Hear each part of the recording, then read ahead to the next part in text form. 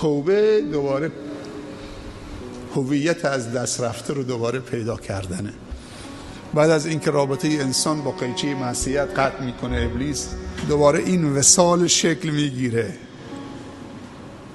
چه سوزی ایجاد میکنه وقتی یه نفر به بیراهی میره، به انحراف کشیده میشه، بعد دوباره راهش رو پیدا میکنه، برمیگرده، چه سوزی براش ایجاد میکنه.